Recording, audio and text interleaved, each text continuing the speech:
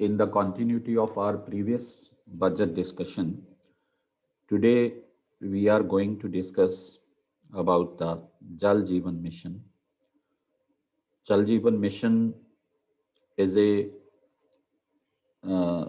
new scheme. Jal Jeevan mission urban is a new scheme introduced in the budget of 2021-22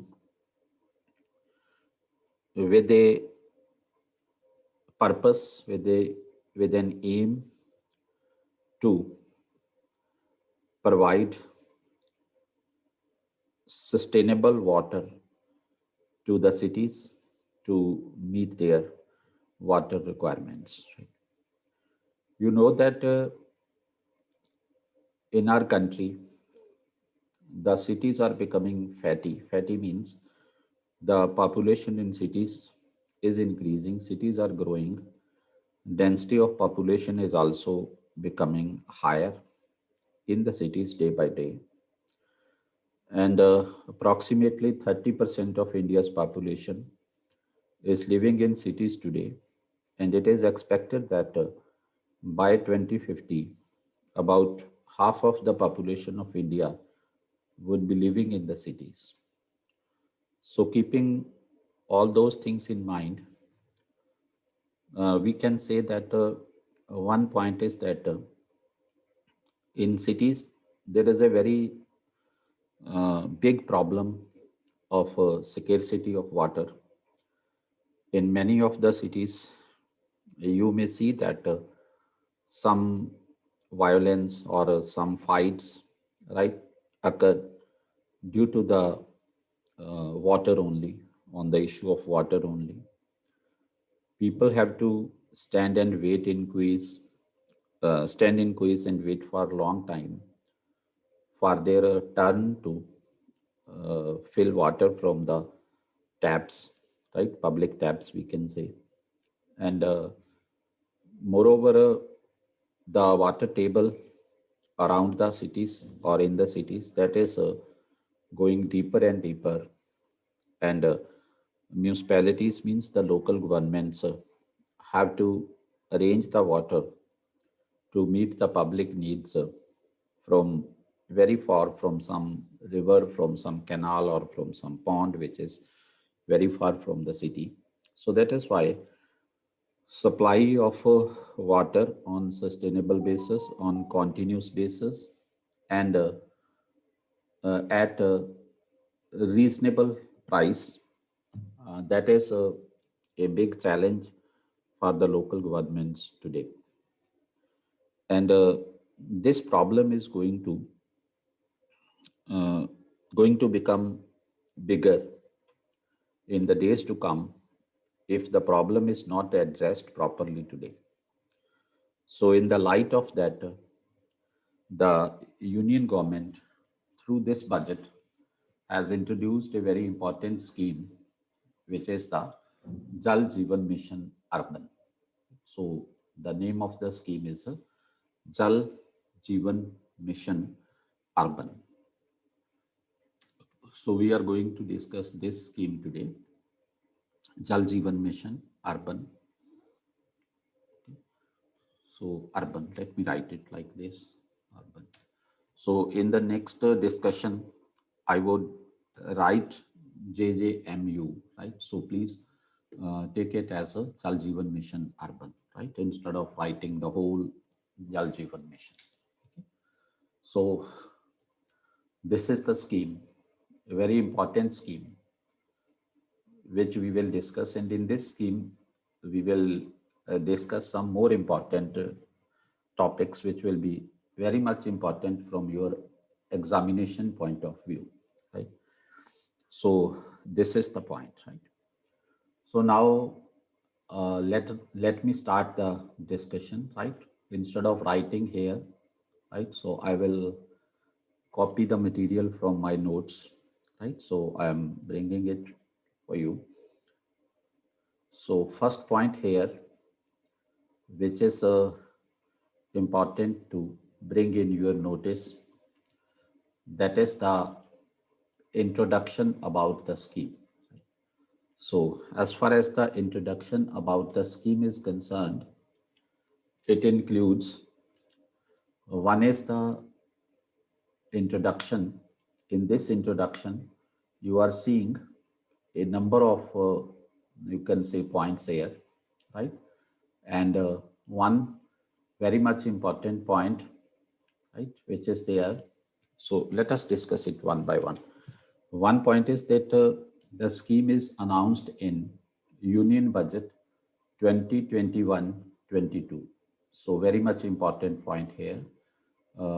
Yes, Kevis, I am giving you, I am allowing you to speak. Yes, please tell me, what do you want to ask? Hello? Hello? Kevis, tell me, what do you want to ask?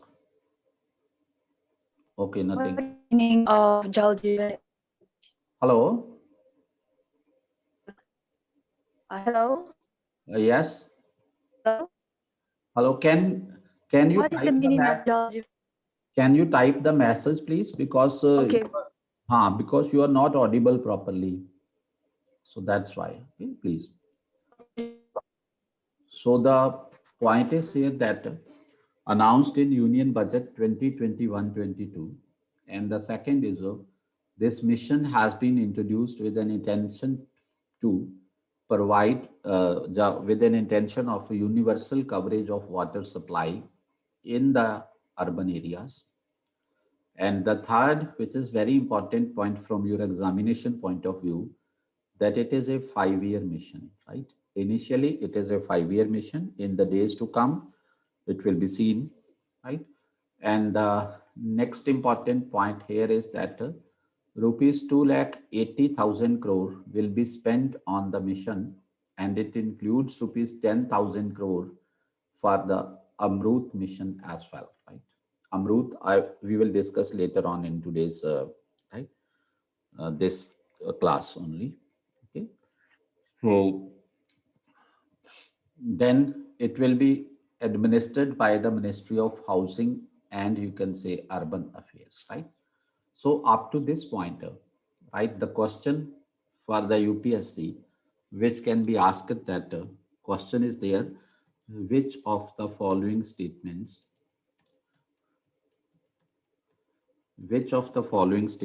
about Jal Jeevan Mission Urban are correct? Are correct, right? So the question can be asked this way. The first statement there can be, so the mission was introduced through the budget of 2021-22. So this is the point. Or they can write it that this is a new scheme which has been introduced in the budget of 2021-22. That can also be written here. Second is the mission will be implemented by the Ministry of Housing and the Urban Affairs, right? MOHUA, Housing and Urban Affairs. Third, the mission is for a 5-year period, right? The mission is for a 5-year period. So these can be the three statements, and here can be asked that here the codes can be given, right? Let's suppose code 1 is that it is the 2 only, right? And code B is that it is 2 and 3, right? And code C can be there that it is 1 only, right? And code D can be that it is 1, 2, and 3, right? So obviously your answer would be 1, 2, and 3 in this case, right? So such type of question can be asked, right? So now this question will be quite easy for you because everything is written here before you, right? But if we would not have studied it properly, then this may have been quite difficult for us, right? Or quite confusing for us also. So that's why this is right. So such type of questions can be asked. And now the next slide, right? So let me move further now on this. The next important thing is that is we can say about the components of the mission. What is there in the mission, right? About the components of the mission. So this is the next important thing or next important point here about components of the mission, right? So as far as the components of the mission is concerned, right? So in this mission, there are the various components. So this is the list of the components of the mission. You can say list of the components of the mission is here. You can see it, right? Okay. So this is there, right? So this is the first slide. This is the second slide now.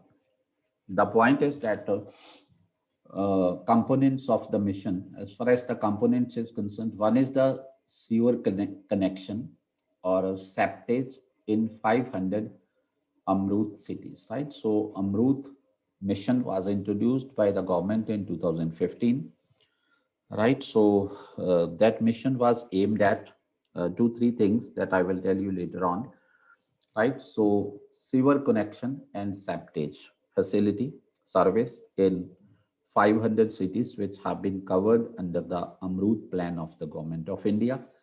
And the next is a rejuvenation of water bodies to augment sustainable fresh water supply. Okay, so now the issue is that because of the issue is that because of the burden of population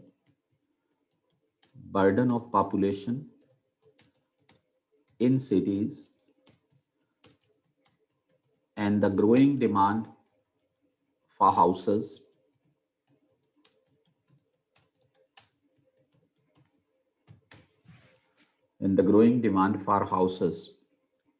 so water ponds or other water bodies which used to uh, collect rainwater rainwater have been have been occupied so that means there is a lack of such type of structures, right, like ponds, pools, etc., where the water can be stored, right?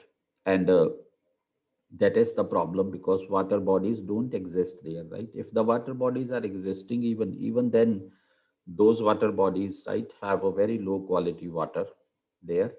Okay, so rejuvenation of water bodies to augment the sustainable fresh water supply, right? So the next point is that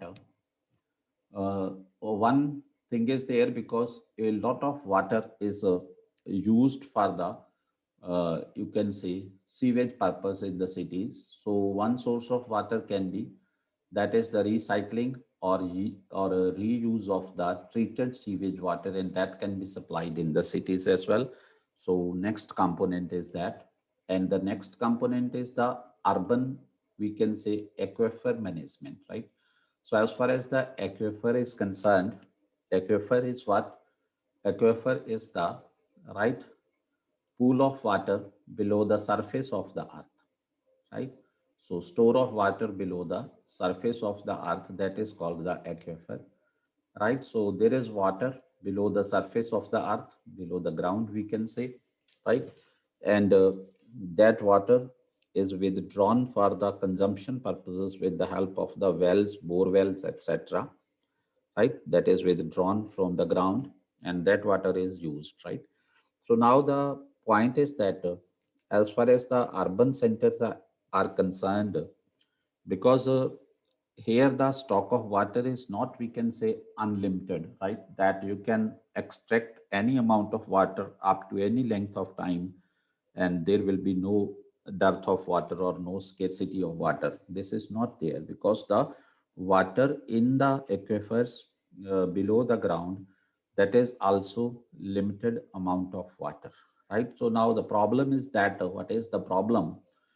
Now the you can say recharge rate is very low, very slow, right? We can say because number one, rainfall patterns are changed, right? Are changing, you can say, and number two, in the urban areas, right? So there are the concrete structures built of concrete, asphalt roads are there, right? And pakka parking spaces are there, right? So bricks or concrete built parking spaces are also there. So we can say in the cities, right? So there is either no or very less, right? Amount of the or very less, we can say, right? Amount of the ground which is not covered by the you can say pakka structures or covered by the asphalt roads or these concrete structures, etc., right? So that is why due to the lack of that, right, due to the pakka structures there in the houses, sorry, there in the, we can say, cities, right? So whatever the rainfall water, right, pours there, the entire water run away because there is nothing to stop that water over there for a certain length of time, or to allow the water to permeate or to filter into the ground, right? So that is why to filter below the surface, right? So therefore, what is that the recharge rate of we can say aquifers, that is very slow, right? The recharge rate of aquifers is very low, is very low, right? So one problem is that. And the second problem is that there in the cities, what we are seeing that because of the population pressure there, because of the industrial setups there, and all these things, right? So there the extraction of water or the withdrawal of water from the aquifers, right? So that is at very high rate, right? So withdrawal of water is at very high rate, and that is why, right? So here, let me write here that withdrawal rate, okay, is very high, is very high. So therefore, the problem is that because the rate of withdrawal is more than the rate of recharge, right? And ultimately, what will be there? This water in the, we can say, aquifers, right, is decreasing day by day, decreasing day by day, decreasing day by day, right? So, and with that decrease, right, what is happening? Aquifers are you we can say is sort of right drying up. Aquifers are drying up, right? So there is very little amount of water, or some aquifers, right, are not able to provide any water to you now because they could not be recharged. So this is the problem, right? This is one of the problems of which brings water scarcity in the cities. So that is why one of the components of the Jal Jeevan mission includes this also, that is the urban aquifer management, right? So how to recharge the aquifers in the, we can say, urban centers, right? So how to make them replenish again, right? So that they could be able to provide us the water on the sustainable basis, or we could be able to withdraw the waters from the aquifers with the help of the wells or bore wells, etc., on the sustainable basis, on continuous basis, right, according to our needs, right? So that is the next problem, right? And the next thing is, that is another important point, that is, we can say, the pay jal survection. Okay, pay jal survection, because whenever you formulate a plan for something, then before that you need a particular study, right? So now, if you are going to launch a Jal Jeevan mission, Jal Jeevan mission is to provide the water to the cities on the sustainable basis. So if you are going to do that, so first of all, we need to see that in which part of the city water problem is more severe, in which part of the city water problem is less severe, right? In which part of the city water is not a problem overall, right? I'm talking about the larger cities here like Mumbai have, Chennai, Delhi, these are quite larger cities, right? So there may be the case that in one part of the city there may be problem of the water, acute shortage of the water, and in the other part of the city there may be no problem of water or very less problem of water scarcity, or there may be no scarcity of water at all. So that can be happen. That can happen. So that is why what is there? One is the equitable distribution of water, right? For that purpose, it is must that we need to conduct the pay jal survection. Survection means survey. Survey is important. That in which part of the city water table is very low, in which part of the city water table is high, in which part of the city groundwater is either not available, or it is not in the, you can say, adequate quantities, right? And in which part of the city water is in the adequate quantities, right? Etc. So all these things have to be noted down, observed, right? If we want the equitable distribution of water in all this in the city, right? So because without that, you can say survection, right? You may end up by investing your money in that part where the water problem is not that much severe, instead of spending the money in that part where the water problem is more severe. That is why proper study, proper analysis that is required, right? So second is the reuse of wastewater, right? So that is also uh, possible with the help of the proper study only, that wastewater, right? How much wastewater is there, right? So and how that wastewater can be used, right? What plan can be made for the, you can say, reuse of that wastewater, for the recycling of that wastewater, what plans can be made for that. So that is also important thing, right? And third is the mapping of water bodies with respect to quantity and quality of water, right?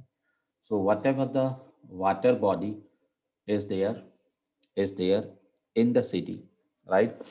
In the city, whatever the quantity of water available is there in the city, right? In various water bodies, there may be ponds, there may be some pools, right? So there may be some other, you can say, reservoirs of water there can be in the city, right? So natural reservoirs of water or man-made reservoirs water can be there, right?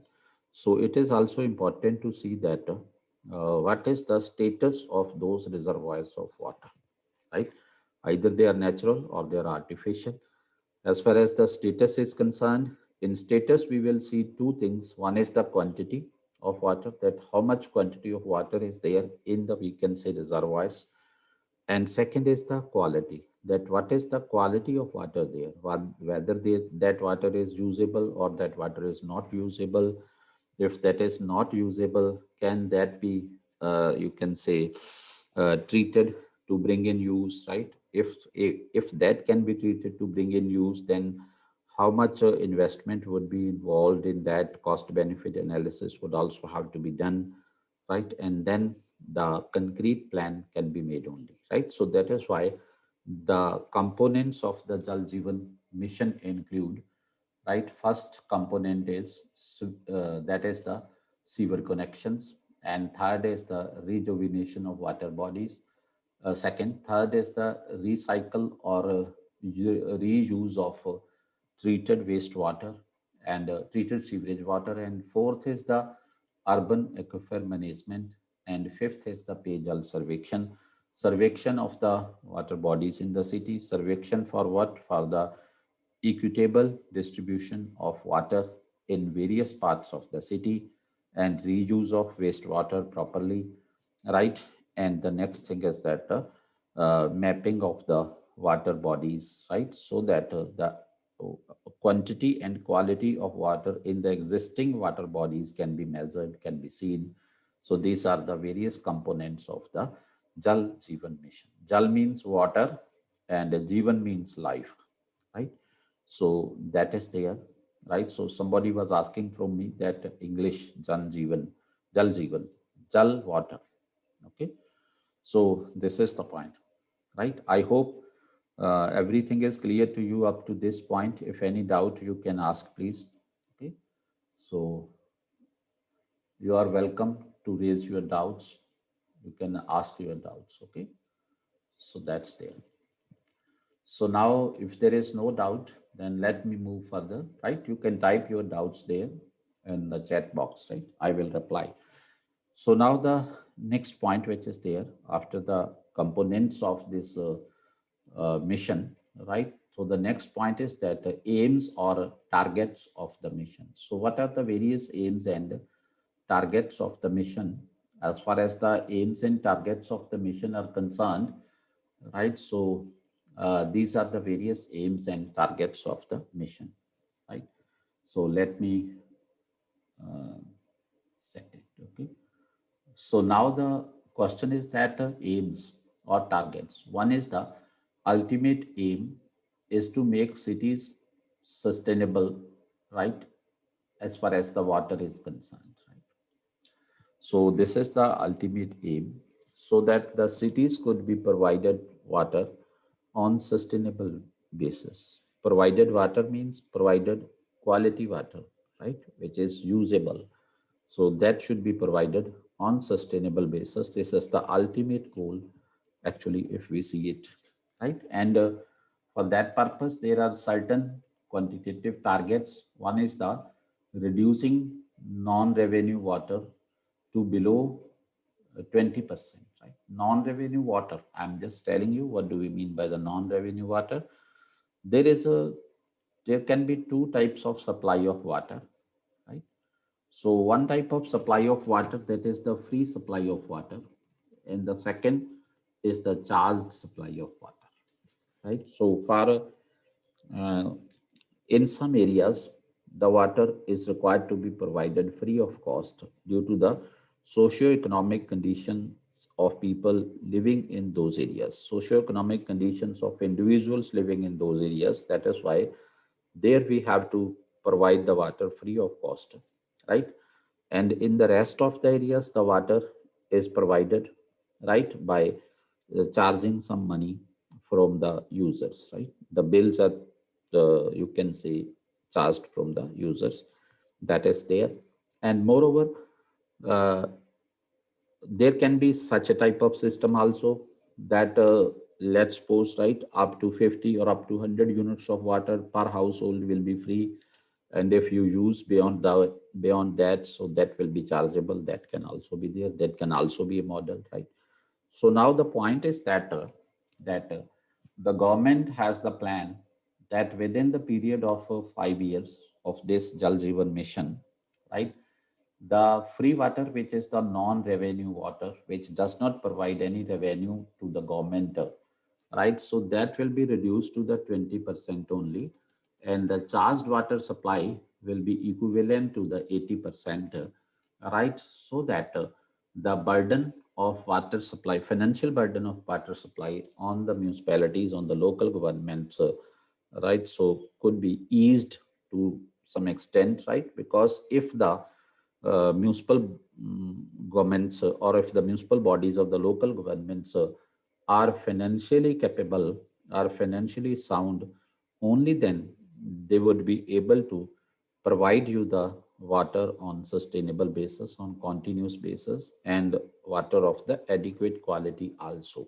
Because there are two, 3 points. One point is that if we talk about the various components of the Jal Jeevan mission, right? So aquifer management, recharging of the, we can say, aquifers, right? And recharging of the water bodies which are there in the city, right? So every that thing involves money, right? Every that thing involves money, one point.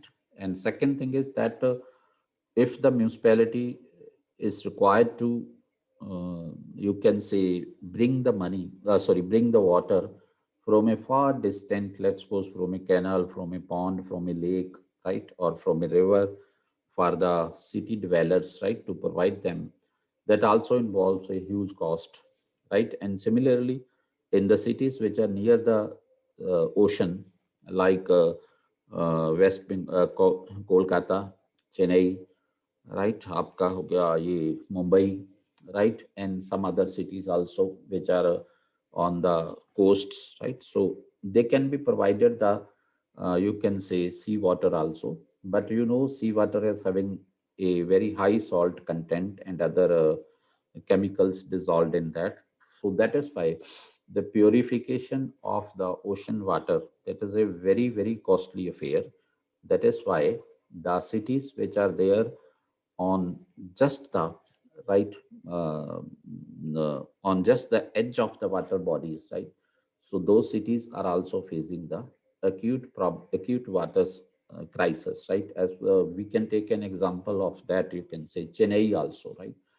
Last year and before that, before the last year also, the Chennai was facing a very, you can say, severe water crisis, acute water crisis, right, in the summer season, right? And the water was supplied to the Chennai city, right, with the help of the trains, you can say, right? So through trains, the water was supplied there. So that is why in such type of cities, the obvious question comes into mind that that you can say Chennai is just on the Bay of Bengal, right? And very near the Bay of Bengal. And then why not the water can be brought or taken from the Bay of Bengal to supply the Chennai dwellers, right? The problem is that the treatment of the ocean water is very, very costly affair, and we lack even proper technology as well yet. And the technology which is there, that is inaccessible, unaffordable, very costly. So therefore, right, so it means it is not expected from the municipalities that they can provide the free water to the city dwellers on a sustainable basis, on a continuous basis, on a regular basis, or for the long time, right? So we can say to make the cities financially capable, to make the city governments, means municipalities, financially, you can say, capable, right, or financially stable, right, or financially, you can say, able to provide you the things, right, provide you the water, right, on sustainable basis. It is required that the user charges should be there.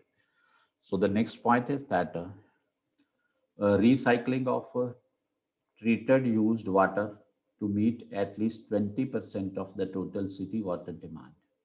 So this is the another target that Gulf countries में water कहाँ से आता है? They purchase water and water is very costly over there.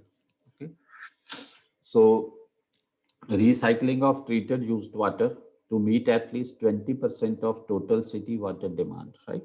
So it means the thing is that, right, that whatever the total water demand is there, let's suppose in a city, there is the 100 units of water demand, right? 100 units water is required.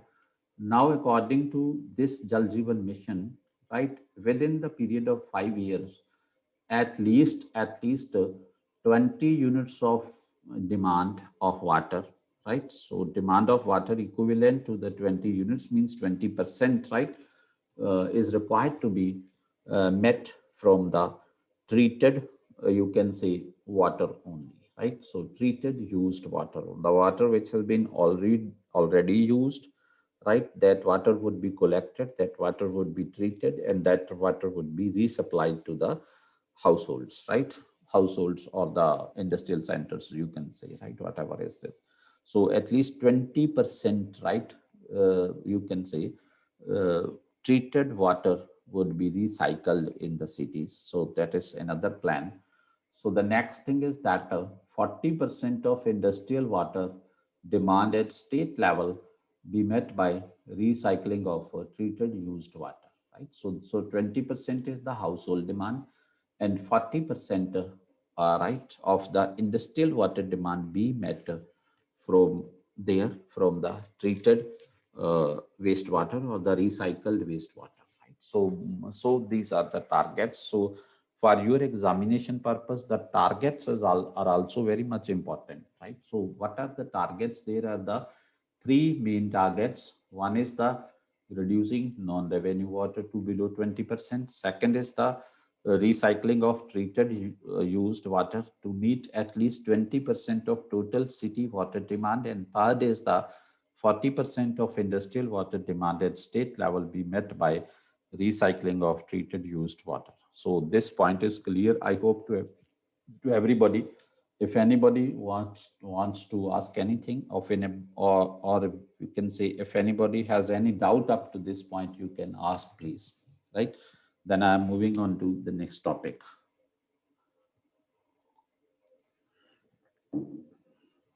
The next part of this topic. Okay. What should be explained again? Tell me, Bhavesh. What do you think should I explain? 4 points. Okay. 4 points. One is the ultimate aim is to make cities sustainable. Right? Cities sustainable means in terms of water that it should be make sure that the city would be right having the water supply on the continuous basis without any problem. So that is the ultimate aim of this, because the people may not uh, fear from any type of water scarcity in the cities to make it sure, because water is the basic necessity of life, like food. Okay, so this point is a very much important point. Okay, so this is the one point here, right? So somebody else is asking, resource of water, Gulf countries underground.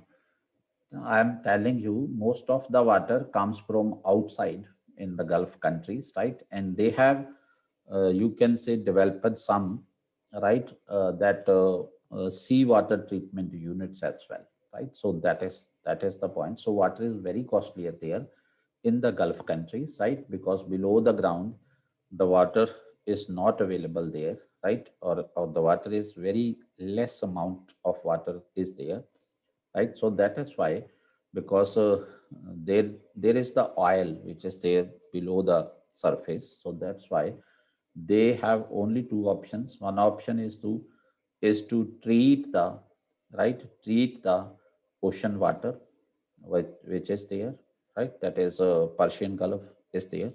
They can treat the water of the Persian Gulf, but that is up to limited, you can say, amount, quantity, right? Because I told you that there are two important aspects. One aspect is the treatment uh, technology, and second aspect is the finances involved in the treatment, right? And third is that it all depends on the right quality of water available there. If the quality of water is very poor, salt content or other mineral content or chemical content in the water is in the water is in a very high, you can say, percentage. So then obviously the cost of treatment would increase further, right? So one option they are having is that, and the second option is that they purchase the water from the outside, right? So these are the options before them.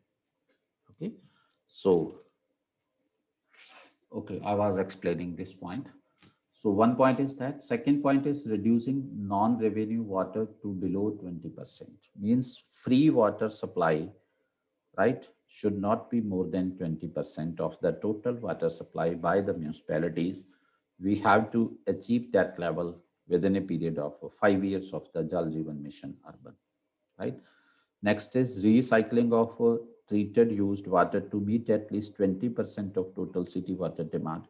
Whatever the total city water demand is there, right?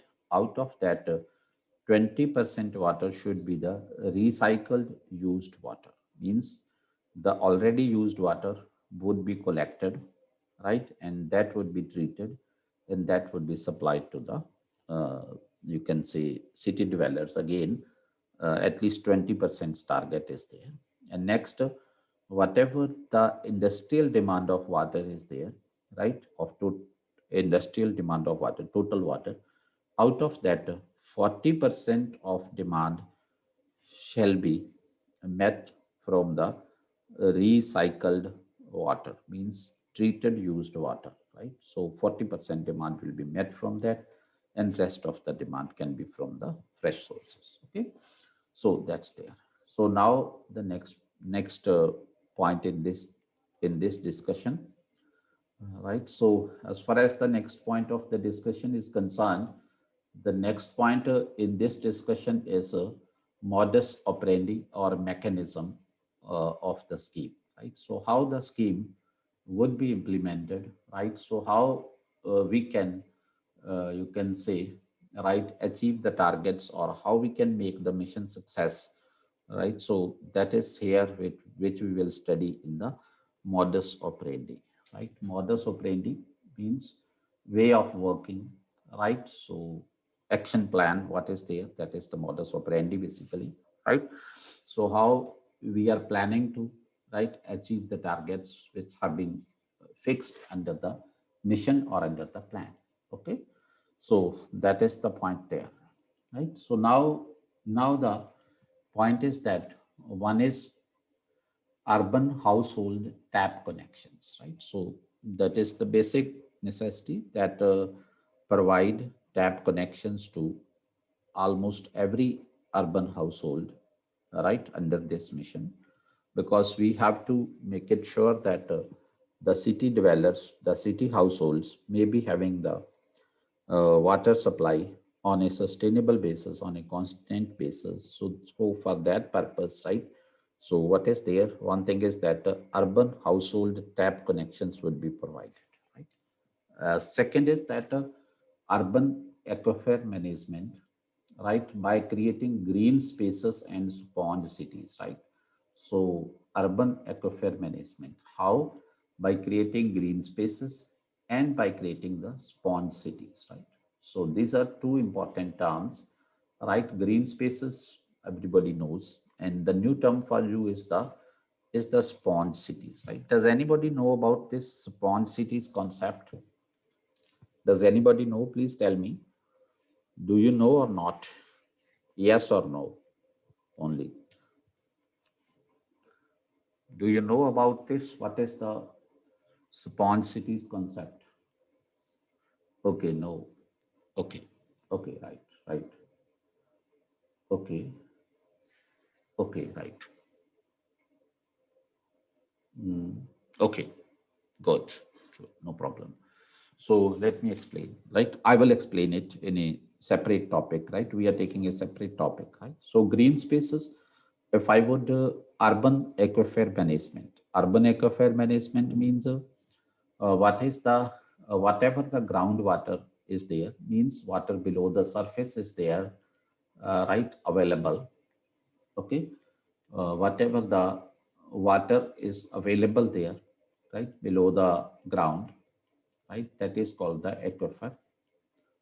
Okay, so aquifer management means we should mind the withdrawal and the recharge, both these things, right, so that the aquifers, right, may be recharge on continuous basis according to the withdrawal of water from the aquifers, right? Only then we can make the aquifers sustainable, right? We can make the aquifers, right, supply us the water on continuous basis, on constant basis. So aquifer management, right, means manage the, right, water below the surface of the ground in such a way, right, so that so that it may not end up, right? So it may keep on providing us the water on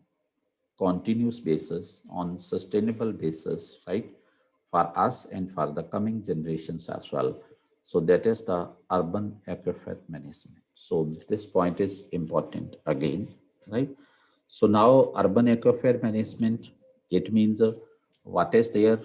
We have to keep a balance, right? Between the, we have to keep a balance, ensure a balance between the withdrawal and what? And the recharge, right? And the recharge, right?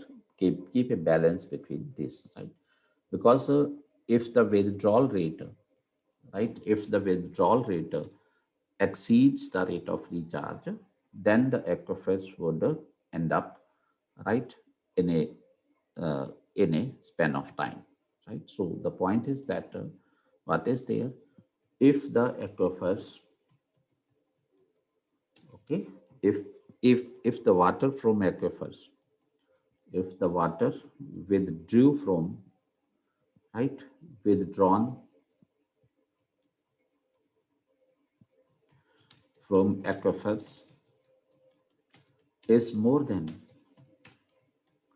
the water recharged, okay, more than the water recharged, right? So aquifers would not sustain long, aquifers would not sustain long, right? So they will end up, okay, they will end up, and in future we would be facing a, right, we would be facing an acute shortage of water, acute shortage of water, right? So which may have, right, which may have various, okay, let me write here, which may have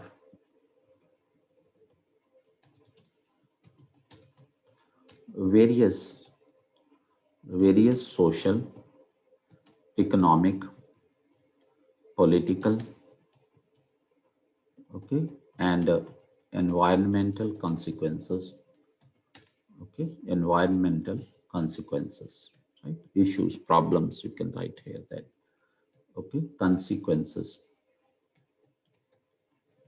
okay. So that is there, because water is the basic necessity of life, right? So if there is no water, right, or if there is problem of water, one point is that the migration problem may increase in the world, right? So people may start migrating, shifting from the water scarce areas towards the water surplus areas, or in those areas where the water shortage is not there, right? So migration, right? So if the migration starts, then it may create the violence. Violence means, let's suppose in your part, right, water is available. Let's suppose in Karnataka or in Maharashtra, let's suppose, right, in Mumbai, there is no shortage of water. Let me take an example. I'm taking example only. Right? There is no shortage of water, and in Punjab and Delhi, there is very acute shortage of water. Let's suppose. Then what will happen? People of Punjab and Delhi would prefer to shift in Mumbai. When they would be shifting in Mumbai, what will be there? First thing is that Mumbaians would, you can say, right, would react on their migration to their city. Because if they migrate, the burden would increase, natural resources burden would increase, burden on natural resources would increase, employment would be affected, housing problem will be there, transportation problems would be there, noise will be there, right? Environmental issues will be there, right? And so all these things would be there, and that is why the peace of Mumbaians would be disturbed due to the very high, you can say, in migration in that region, right? So this may lead to the various social consequences, right? So that is the one problem. And even second thing is that in water scarce areas, right?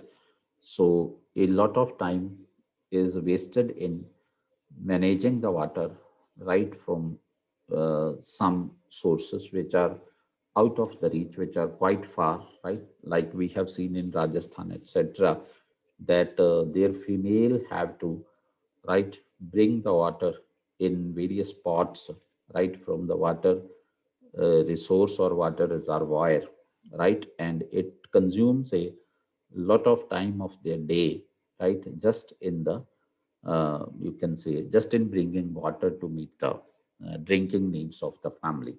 So that has an economic implication also, and that has an social implication also, because the health of the woman, right, overburden on the woman, etc., etc., all these things are there, right? So this is the one issue, that migration problem, right? And with that migration problem, a number of other issues may trigger, right? Even then, even then you can say, uh, yes, even then you can say what will happen, right? Right?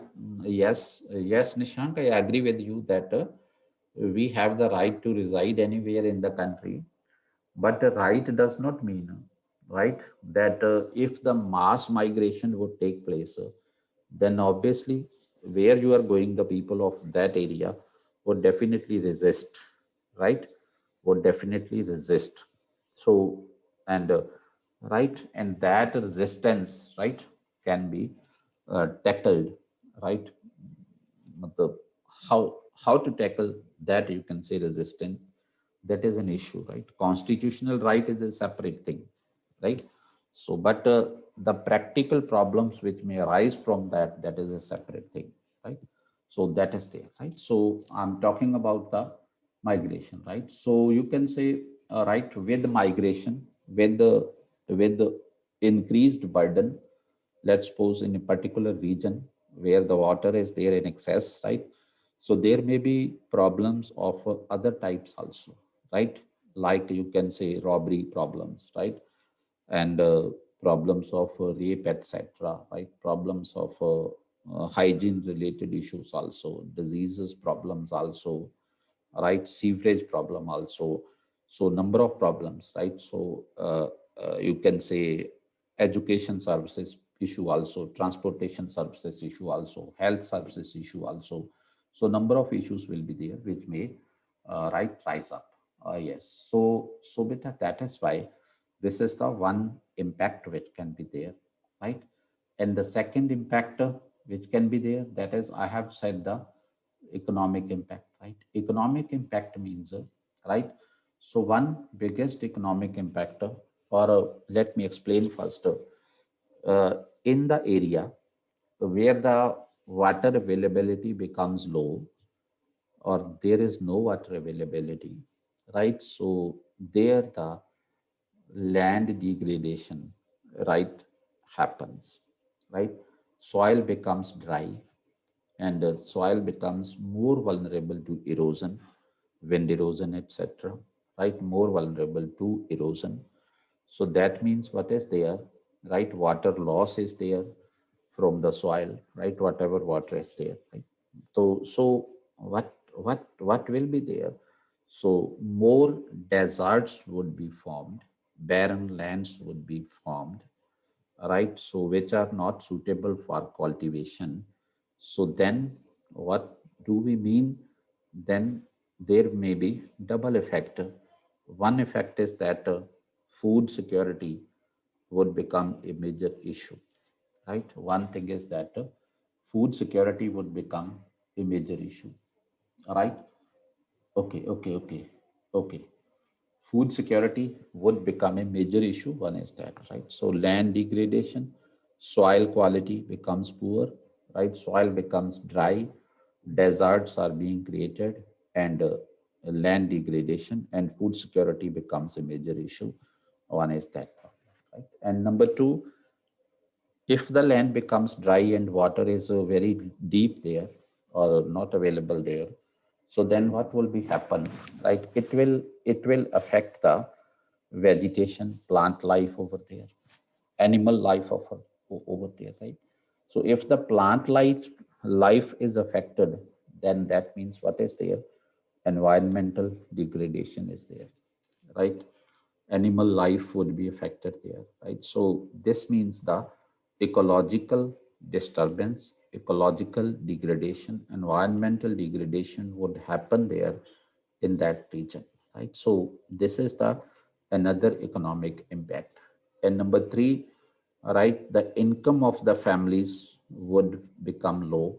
The families would you can say, right, fall into poverty, right? And more people would be pushed down into the poverty net, right? So that means right, so all these things may happen, right? So if the poverty is there, then poverty breeds poverty, and poverty brings many more issues, like issue of the health, issue of nutrition, issue of education, right? So all these things come there. So right, so that means what is there, we would be losing our human assets, right? And those human assets which are the future of some country, those may be turned into the uh, liabilities, right, of the country. So these are the various consequences in that way. And political problems may also be there, because if there will be riots, right, if there will be disturbances, right, law and order problems will be there, right? And the political instability would be very high there. Okay, and then environmental consequences we have already discussed. So beta, that is why what is there, water aquifer management, particularly in the cities, because in the cities that is a big problem, because the withdrawal of water due to the burden of population and due to the density of population is very high. Water withdrawal rate is very high as compared with the recharge rate. So that is why urban aquifer management is there. As far as the urban aquifer management is there, for that two important strategies are there, right, which have been mentioned here. One is this green spaces, and second is the spawn cities to be created, right? So green spaces means parks, right, like that, right? So green belts in the cities, right, that would be there.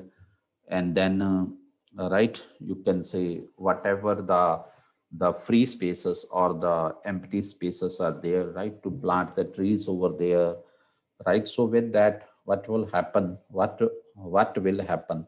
Number one, the roots of the plants, right, provides pores for the water to permeate, or for the water to filter down into the in right, to filter down below the ground, right, below the surface, we can say. So one point is that, right, the more the plants, the more the trees, more water would be permeated into the ground, right? So that will help in recharge of the aquifers. One point is that. And the second point is that, right, if there will be the more trees, more grass, more plants, vegetation will be there. So that provides a hindrance, that provides an you can say obstacle, a barrier to the, we can say, flowing water, running water, right? So it means the rate of flow of water, rate of run of water would become low, would become slow, right? So if the water is slow moving, then the water would be having more time, right, to permeate into the ground, right? So if there will be no trees, if there will be concrete structures everywhere, right? So then what will happen when the rain falls, right? The whole water, right, run away immediately, right, within a few minutes only. So and you can say water does not get time to permeate into the ground, right? So with the help of the trees, with the help of the vegetation, grass, plants also, what will happen? The water runoff rate becomes slow. And when the water runoff rate becomes slow, water gets more time to permeate into the ground, right? for the recharge of the aquifers below the ground. So that is why these green spaces are quite important, right? And sponge cities I'm going to discuss with you in a separate topic today. Okay. So now the next point is that promotion of circular economy of water through city water balance plan for, we can say, each city, right? Circular economy of water means circular economy of water, right? It means right? It means what is there to make the city sustainable, right? Circular economy of water means water comes, right? We use the water, right? We use the water, right? Then this used water is further recycled, right? Used water is further recycled. One is that, right?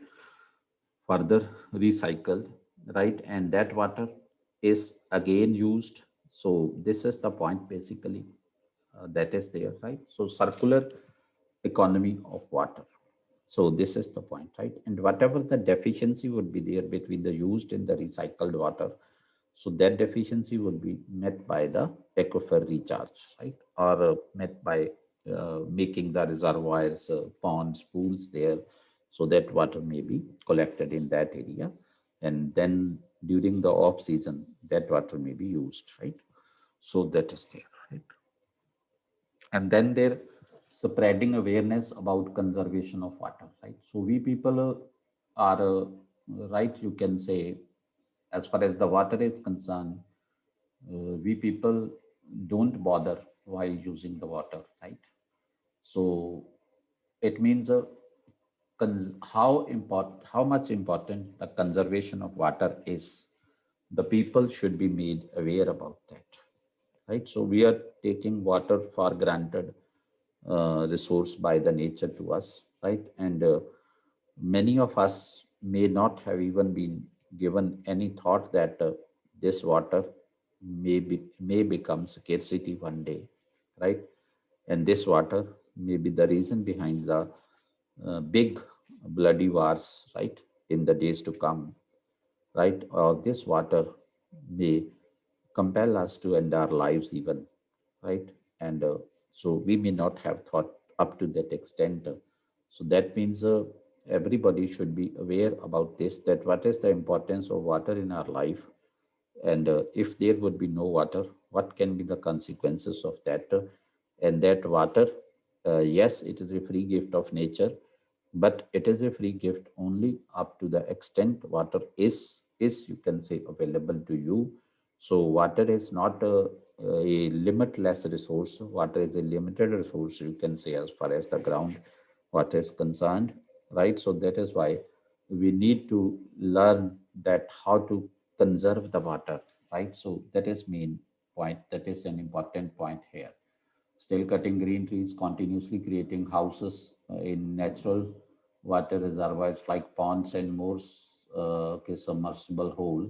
There is no water management system. We are losing recharge by creating unwanted CC roads. Yes, that is the problem, Anurag, right? So the governments are also not caring about that due to number of political reasons, right? And the people are also very much self-oriented, right? And they are actually very much short-sighted also, I may say, right? Because they are just thinking about their own self. One thing is that, and they are just thinking about their, you can say, own life only, right? And what will be the future, they don't bother about that, right? So that is why, because of you can say lack of awareness, lack of education, right? So all these things may be there, right? Like lack of that community culture or character, that is an important thing, right? So we do least bother about the loss to others or the effect on others, right, of the actions we are doing, right? So that is why we keep on doing actions, right, without worrying that what can be its effect on other persons who are living around me. So this is the thing, right? That is why you can see that right, whole night, right? So that type of DJ, right, music, very high right? Sound music, right? So that is quite disturbing, right? A person may be sick there in your neighborhood, right? Or there may be some, you can say, old age person, right, who may not sleep well, or there may be some student, right, who is let's suppose going to appear in the civil services examination tomorrow, but your neighbor is disturbing you, you know, and and he did not allow you to speak for allow you to sleep properly during the night, due to the noise created by him or her. So then obviously you will be uh, losing the next day. So this is the reason that we don't yet know that how to live in this way, right? So this is the problem.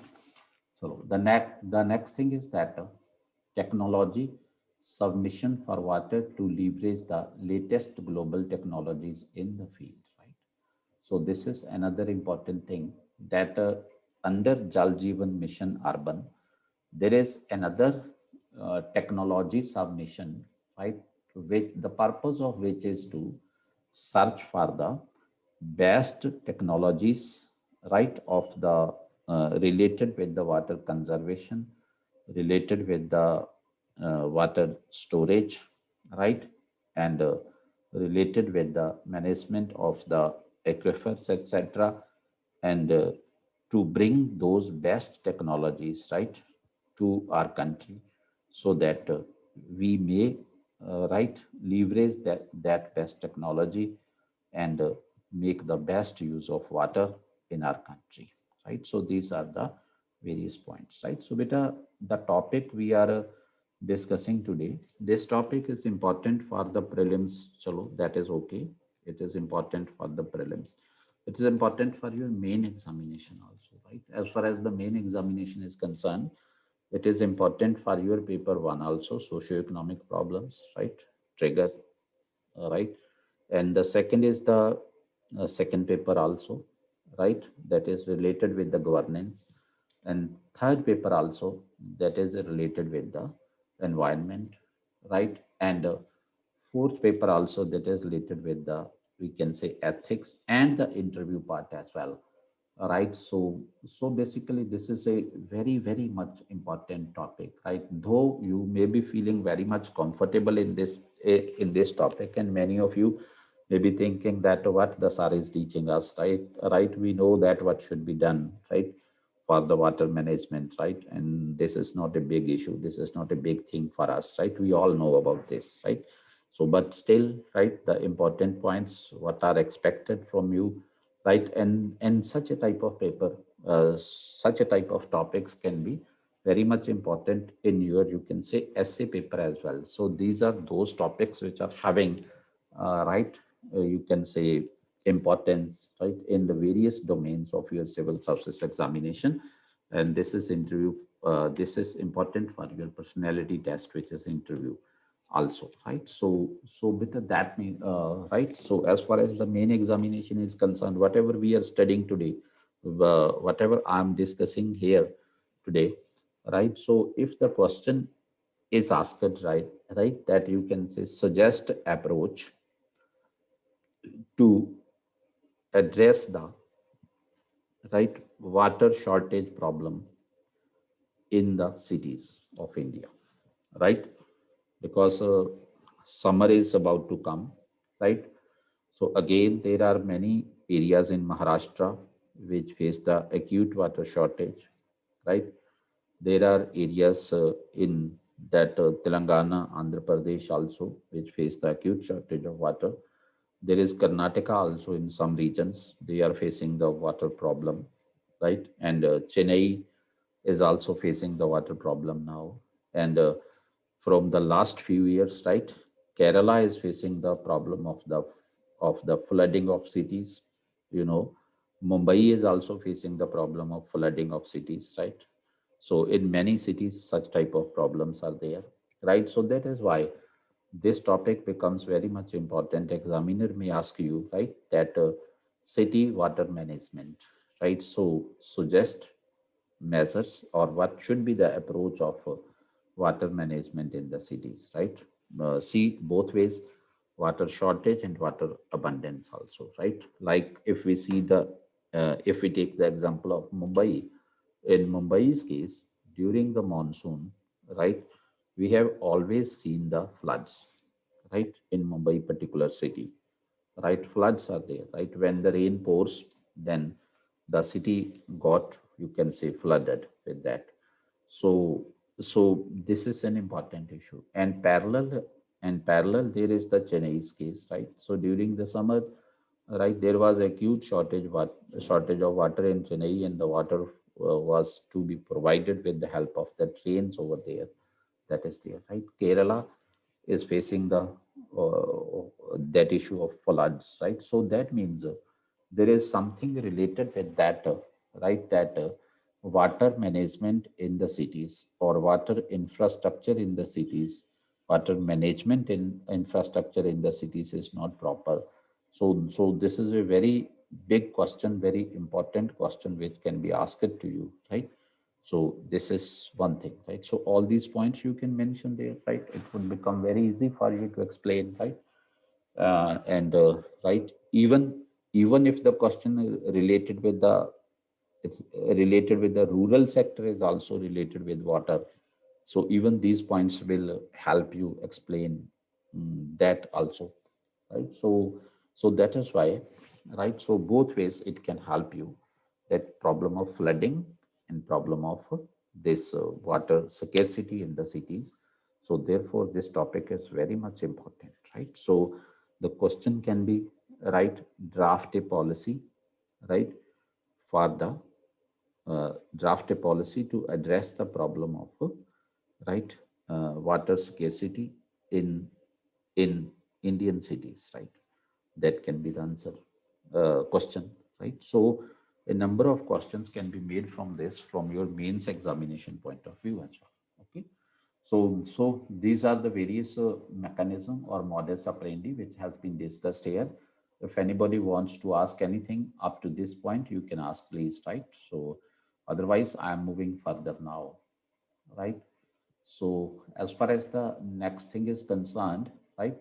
Next thing is the funding mechanism, because this is a major issue that Jal Jeevan mission, right, is a big mission, and the government of India has provided an amount of 2,87,000 crore, right, which will be spent during the 5 years, right, to provide the, you can say, uh, water, right, to the cities on sustainable basis. So that is there which the government has in plan. It means approximately 60,000 crore per annum the government is required to spend if it is 2,87,000 crore over the period of 5 years, right? So such a huge money from where will be arranged? So that is the big issue, right? Would the municipalities be able to arrange that much amount of funds, right?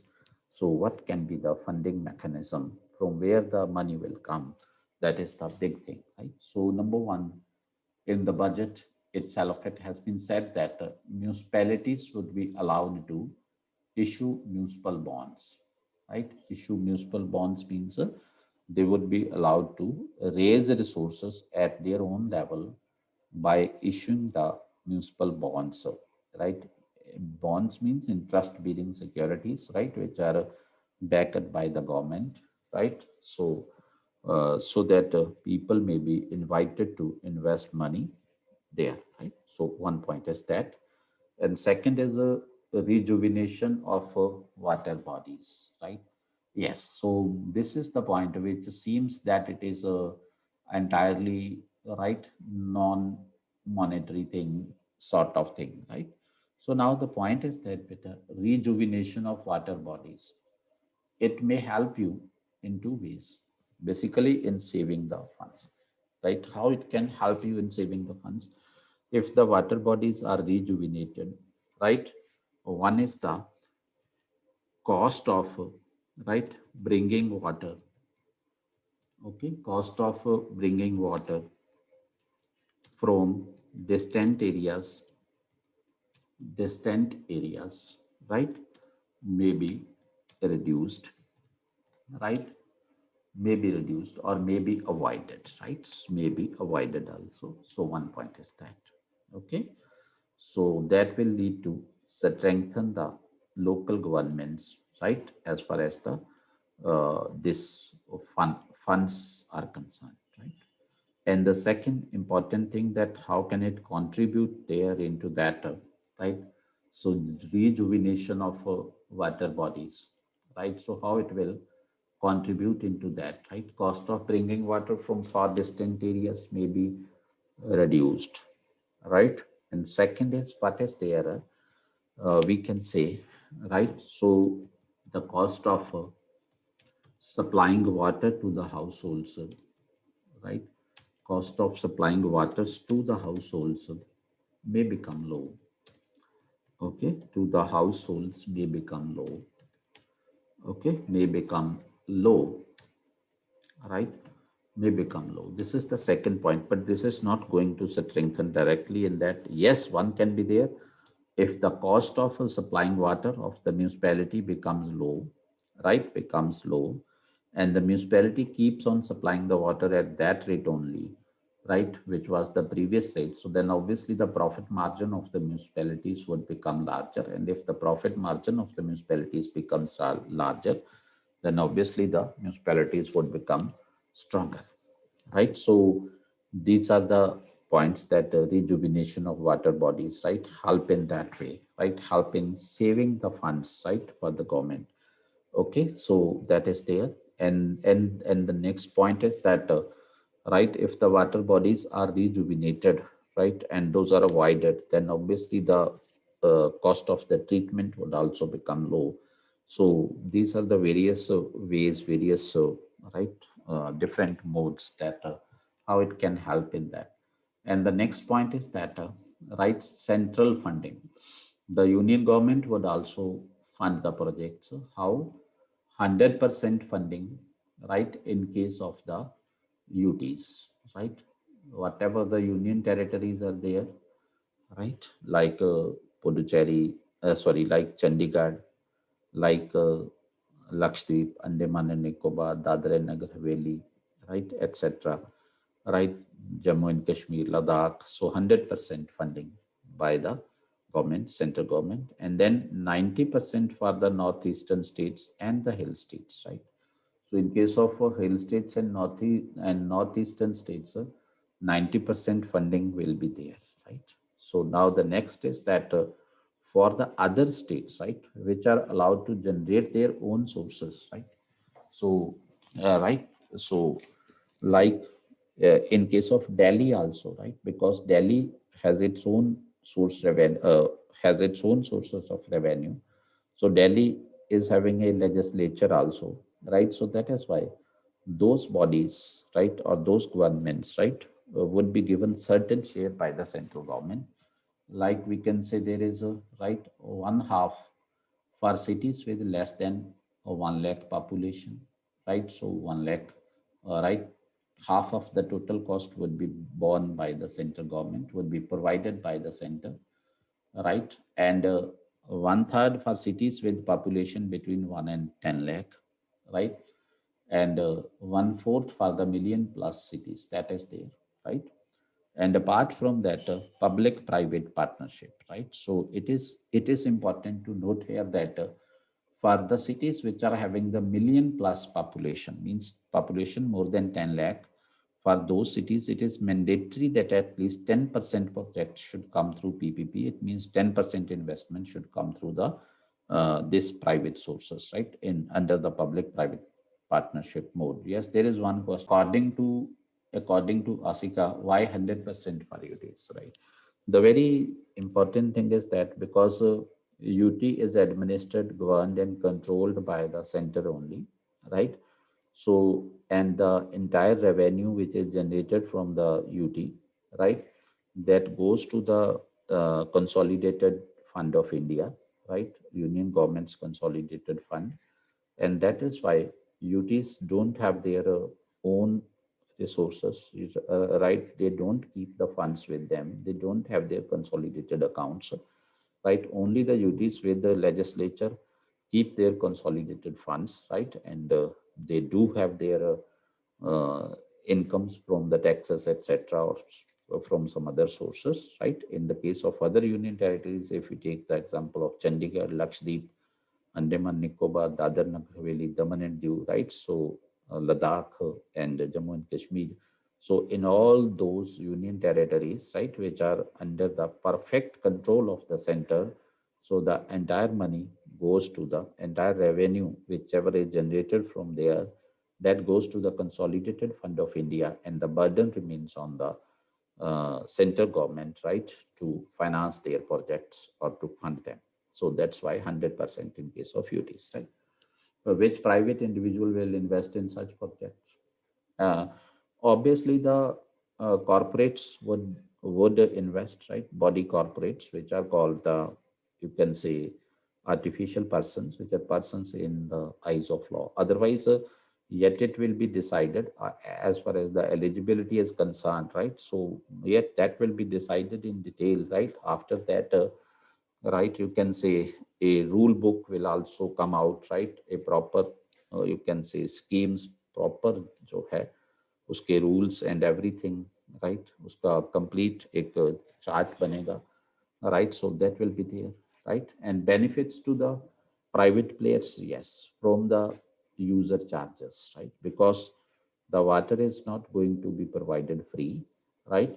So the user charges will be there, right? So from the user charges, there will be the profit, right? And that profit will go to the to them according to their share of investment. That is the benefit, right? So when we, right, basically beta key hai ke when I am talking about the water supply, we, right, you can say the obvious impression goes into your mind that it means water supply is free, है ना? There will be no earning from the water supply, but the government is trying to make the system within 5 years, right, in such a manner, to develop it in such a manner so that it would be right, generating the revenue as well for the government. That is why in the mission it is said that right, non-revenue water supply would be reduced to 20%, not more than 20%. 80% of water supply would be generating the revenue for the government, and that is why, right, the public-private partnership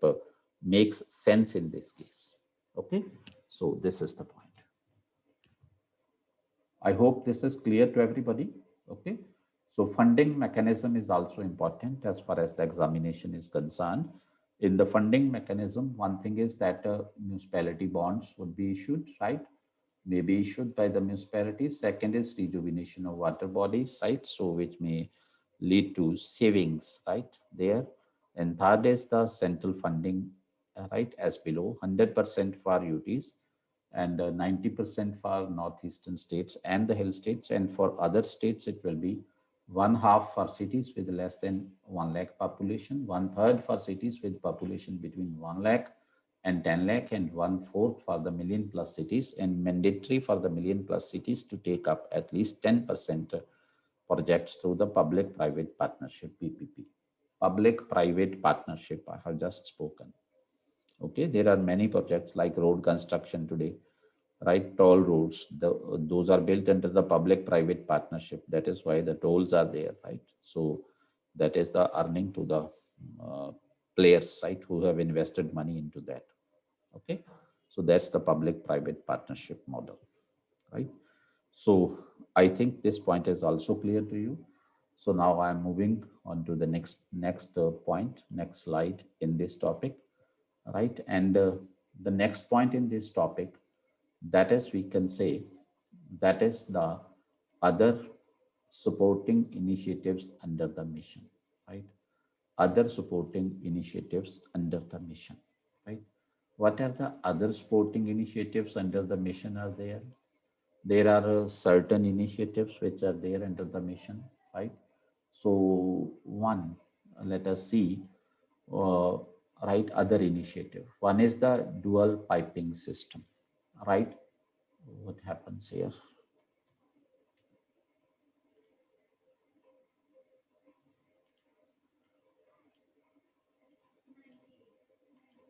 Okay, other initiatives include, one is the dual piping system, right? right? So as far as the dual piping system is concerned,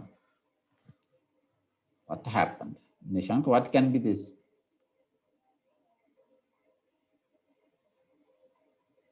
Chalo, no issue. So let me discuss with you that, right? So as far as the this system is concerned, right? So one point is the dual piping system, right? So yes, if we talk about the means other initiatives taken under the Jal Jeevan mission, other initiatives, right, taken और planned because अभी इसको properly launch करना है, planned under the mission, right? So what are the other initiatives which have been declared by the government under this? Okay, so now the thing is that one point here is among the other initiatives, one point is the dual piping system, right? One point is dual piping system, right? So as far as the dual piping system is concerned, right? So there are basically the problem is that there is the one right pipe, right? You can say large pipe, right? So which carries the sewerage water or which carries the sludge, right, to the you can say to some destination, right? So where either it is treated or it goes into the somewhere else, right? So whatever is there according to the government, according to the plan of the government, right? So there is such type of thing. Okay, so we know about that, right? So this is there. Okay, so now the you can say thing is that right, the same pipe which is carrying the sewerage water, right, sludge, etc., right, and the same pipe carries the, you can say, rainwater also, right? The same pipe carries the rainwater also, right? The problem is that rainwater got mixed with the sewerage water. One point, right? Got mixed with the sewerage water, right? So when the rainwater would got mixed with the sewerage water, number one, the quality of the rainwater would also be deteriorated due to the mixture of the sewerage or sludge into that. One point is that. I think you have gotten the point. And number two, right? So where this sewerage water is carried for the treatment, right? So there also the amount of this water supply for the treatment, right, would be much higher than the capacity of the plant to, you can say, treat the water. So obviously, if the plant is not capable to treat the whole water, then the surplus water would go into the rivers, right? So if that surplus water goes into the rivers, then that causes the harm to the, right, you can say that river ecosystem, that ocean ecosystem, because through rivers that goes into the oceans as well. So then means that water, right, which contains the sludge also, right, which is the sewerage water, which is very unclean water, water of low quality. So when that entered into the rivers or the oceans through the this body, right, you can say through the rivers. So then what is there? The quality of water in the rivers or the ocean bodies also fall, right? Biological oxygen demand increases there, which is called the BOD, right? So with the increase in the biological oxygen demand, right? So per capita, right, or per individual organism or per individual species of organism, right? So what is there? The availability of oxygen falls, right, and that leads to the right death of the marine organisms as well. So it means it disturbs the marine ecology as well. One point is that, right? And second point, let us suppose we are having the capacity to treat the entire sewage water, sludge plus the rainwater which is mixed into that, right? So if we have the complete capacity also, if we would not allow the water to go further into the rivers or the, you can say, ocean bodies, even then what will happen, the cost of the treatment would increase, right? Because if, let's suppose, right, earlier you were treating, let's suppose, right, 1000 cubic meters of 1000, let's suppose, liters of water, right? So now you have to treat, let's suppose, 2000 liters of water. So that means the cost of treatment would also increase, right? So if the cost of treatment would also increase, that will increase a burden also, right? So that is why, right, to make the mission sustainable, right, so other supporting initiatives were also thought important. And among those other supporting initiatives, one initiative is that is the dual piping system, which have been planned by the government, right? And second thing is that, right, and the second point is that, okay, the second point, which is important point, that is the electric charging points, right? So what is the purpose of electric charging points? How can it help in the Jal Jeevan mission, right? So why this has been a part of that initiative, right? The point is that in the cities, right, due to the automobiles which run on the fossil fuels, or due to the high consumption on the fossil fuels and the high emission of the these greenhouse gases, right? So usually the heat remains more in the cities as compared to the peripheral areas, right? Areas in the periphery, you can say, right? Because of the number one, concrete structure, pakka structure over there, right? Number two is there, that is the this more emission of the greenhouse gases there, right? So due to all these things, what happens that in the urban centers or the centers surrounding the urban areas, right? So in those areas, the heat remains high, right? So due to the high heat, what is there? The, you can say, water evaporation rate increases. One is that, right? Transpiration rate increases. Transpiration, water loss through the plants.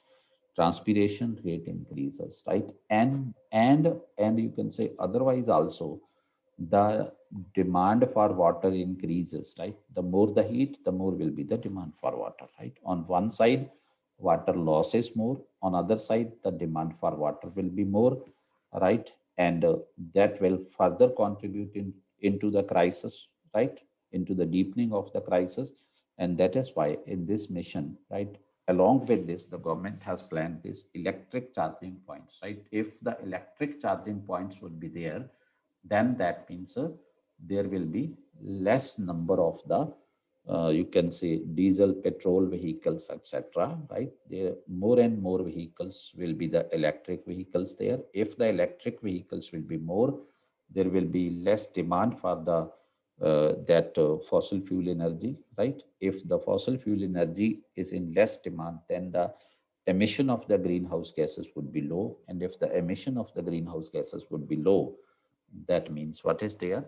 Less demand of water will be there, right? Less rate of evaporation will be there, right? Because there will be less heat as compared to that. Okay, yeah, yes. So this is the point, right? Electric charging points. And the next third point is that, right? Next third point is that we can say that is unlocking value and improving land use efficiency and improving land use efficiency. Okay, improving land use efficiency. Okay, land use efficiency through adequate urban planning. Through adequate urban planning. So this is the next thing, adequate urban planning. Okay. Okay. So the better urban planning, right, may unlock the value and improving land use efficiency through adequate urban planning, right? So land would not be wasted, right? Whatever the land is available, that land would be optimally utilized, right?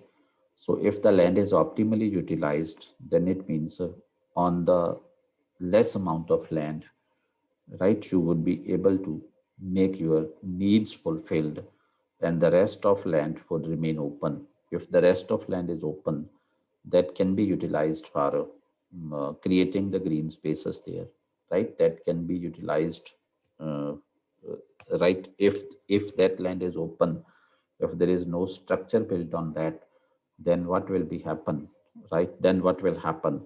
Whenever the rain will fall, that land would help in permeating the water into the ground, because that will be kacha land, that will be open land, right? So through which the water would be allowed to permeate into the ground, right? So that will help in recharging of the aquifers, right? One is that, right? So that would help in, you can say, increasing the green spaces there in the cities, right? So optimum utilization of land, that is most important, right? So if you are having, let's suppose, right, if in one building the needs of two offices can be fulfilled, right? So then let the two offices be, you can say, pushed into one building, right? There can be double story building, there can be triple story building, right? So that will reduce the pressure over the land, right? If the pressure over the land is reduced, there are benefits. Number one benefit, I'm telling you, that green spaces can be created. Number two, I'm telling you that the open land would help in the permeation of the water into the ground. And number three, right, so if the land is used optimally, then there will be less burden over the natural forests and other things, right? Because we would be able to fulfill our need, right? Let's suppose previously 2000 yards were required, and now we are fulfilling that need in 1500 yards only. It means the 500 yards demand is less now. So it means that 500 yards at least forests would be saved now, right? So which were previously cut to meet the demands, right? So that means it is going to help in a number of ways, right? So that is there basically. And the next thing is that fourth point is that that is the Wi-Fi infrastructure in new buildings, right? Wi-Fi infrastructure in new buildings, right? So if there is a Wi-Fi infrastructure in new buildings, so how can it help, right? So proper Wi-Fi infrastructure means, you can say, proper, right, work will be done from one point only. You need not to move here and there, right? So digital economy, right? It will promote the digital economy, digital society, right? So with that, what will be there? The movement of the people would be less, right? So if the movement of people would be less, then what is there? The that the transportation problem will be reduced, right? Fossil fuel burning would be less, and the you can say that emission of the greenhouse gases would be low, and that would lead to, right, lower the heat level in the urban center. And with the and if the heat level is lowered in the, you can say, urban center, it will lead to, right, you can say, contribute into the water bodies in the cities and contribute into the aquifers in the cities, because that, on the one hand, that would reduce the loss of water through the evaporation or through evapotranspiration. And on the second hand, right, so you can say, one is that and on the second hand, the demand for water would be less if the heat is low, right? So that's the next point, right? And the next thing is that that is the GIS, right? The fifth point is that is, we can see the GIS based master plans of the cities, right? GIS based master plans of the cities, right? So what is this GIS based master plans of the cities? Geographical information system, right? On that basis, the master plans could be made, right?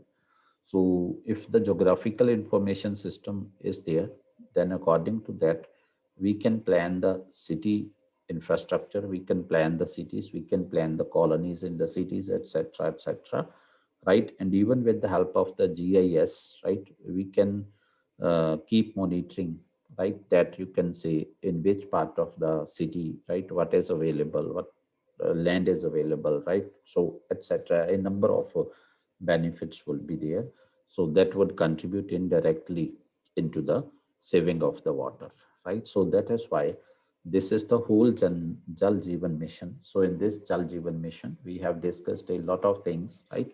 So, right, and the last point is that funding from the union government would come in 20, 40, 40 in three installments, right? So whatever the funds the union government is going to provide you, that will come in the three installments. First installment of 20%, second installment of 40%, and the last installment will be of the 40%, right? Okay, so that means what is there? It is just to make it, you can say, outcome based, right? Because once the 20% funds are released, right? So government would fix that at least this work should be completed by this fund, right? So if until and unless this fund is completed, till then the next installment of 40% will not be released, right? So then what will be there? There will be number one, you can say there will be, right, automatically a check on the urban bodies, right, to complete the work as soon as possible so that they may be able to get the next installment of funds from the union government, right? So first 20, then 40, then after that the last 40%, right, will be issued, right, after the work is completed, you can say, right, on the basis of the outcome that last 40% will be released. So it means, so this is not important for your examination purpose 20, 40, 40, right? So it is only in that case that how the fund management can be made proper, right? Or you can say suggest measures, right, for the better utilization of the public funds, right, in the public utility services or in the public projects, right, which is spent by the government. So if that type of question is asked, only in that type of question you can suggest measures that how the government can, right, you can say motivate the bodies, motivate the agencies which are launching the public projects, which are working on the public projects, right, to work more effectively and more efficiently. So this is the whole about this Jal Jeevan mission urban, right? So I'm to discuss now with you a little about that sponge cities concept, right? So first of all, let us have a quick overview of this, right? What we have discussed in today's lecture so far, Jal Jeevan mission urban, right? There is one is the, it is announced in the union budget. It is for universal coverage of water supply in urban, and it is a 5-year mission. Rupees 2,87,000 crore will be spent on the mission. It includes 10,000 crore for the Amrut mission as well. It will be administered by the Ministry of Housing and Urban Affairs. This is the another important point, right? So these are the 3 points in this discussion, right? In on this screen which are there. And after that, what are the components of the mission? Components of the mission include sewer connection, rejuvenation of water bodies, and a recycled reuse of treated sewerage water, and then urban aquifer management, and then Pejal survection, right? For what? For the equitable distribution of water, for reuse of water, and for mapping of water bodies with respect to quantity and quality of water. So that's there, right? And the third slide was about the aims or targets of the mission. Ultimate aim is to make cities sustainable in respect of water. And the second is reducing non-revenue water below 20% and recycling of treated used water to meet at least 20% of total city water demand. That is the second point. And as far as the industrial water demand in the states is concerned, right, that should be met at least 40% by the recycled water. Okay, so this is the three targets are there, 2, 3. And the next is that modus operandi or the mechanism. Mechanism includes that how to you can say, implement this mission.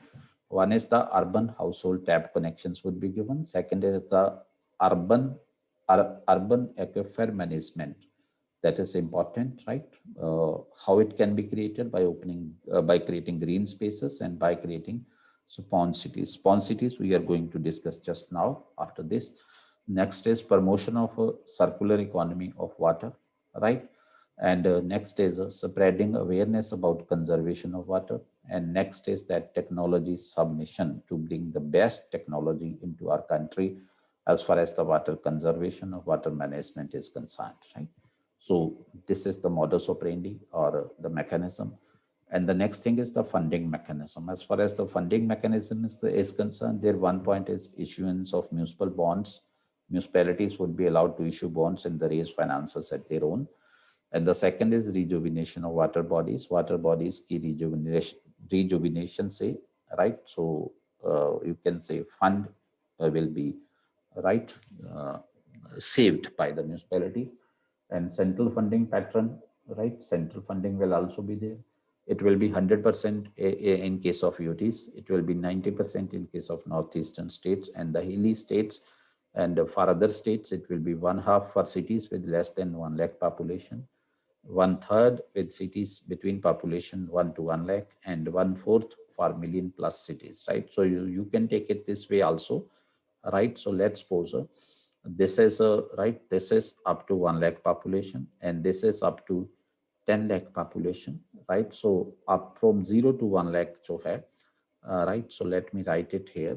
This is 1 lakh 1L, okay? And this is, let's suppose there it is the 10L, right, which is 1 million, right? 10L.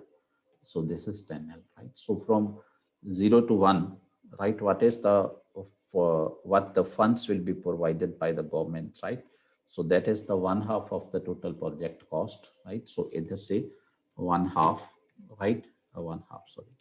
And in this between 1 to 10 lakh, that is the one third, right? And above 10 lakh population, one fourth of the total cost will be provided by the central government. So that's there, right? So this is about the funding pattern. And the last is that other initiatives taken: dual piping system, electric charging points, unlocking value and improving land use efficiency through educated urban planning, Wi-Fi infrastructure in new buildings, and GIS-based master plan of the cities. And the last point I told you that the central government would release the funds in the ratio of 20-40-40. Okay, so this is the whole which we have discussed up to right. So I'm coming in 1 minute, right? Don't go here and there, right? So the next topic which we are going to discuss, that is about that